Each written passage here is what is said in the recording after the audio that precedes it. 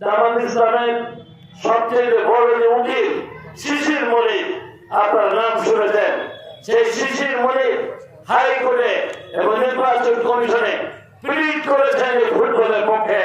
তাহলে এটা কিসের চক্রান্ত? তাদের চক্রান্ত। ওনাকে কিভাবে ভুল বোঝানো হয়েছে?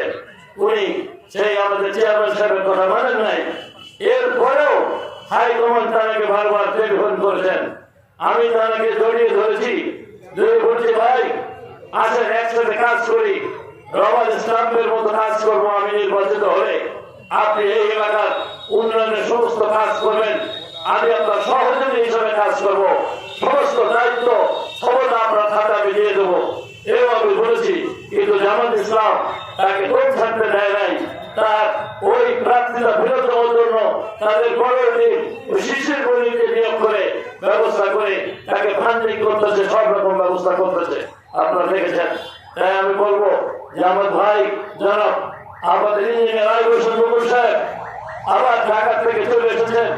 তার আগে হাইকমান্ড বলেছেন 12 তারিখ পর্যন্ত নির্বাচন না হওয়া পর্যন্ত ওইখানে তুমি যে নির্বাচন পরিচালনা করো। ওনার কাছ থেকে সব শুনতে পাবেন।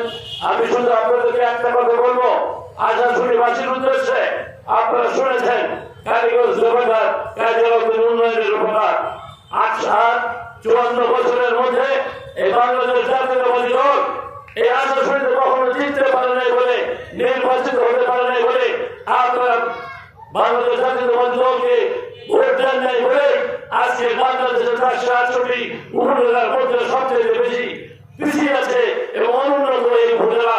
কিছুই নাই নাই নাই, কোন টেকসই ভেড়িবাদ নাই, আপনার পানি নিষ্কাশন নাই, ড্রেনেজ নাই, সুখের পানি নাই, স্বাস্থ্য সেবা নাই, রাস্তাঘাট নাই, বিদ্যুৎ নাই, স্কুল কলেজ মসজিদ খানা মন্দির গির্জা কোনো কিছুরই কোনো উন্নয়ন নাই।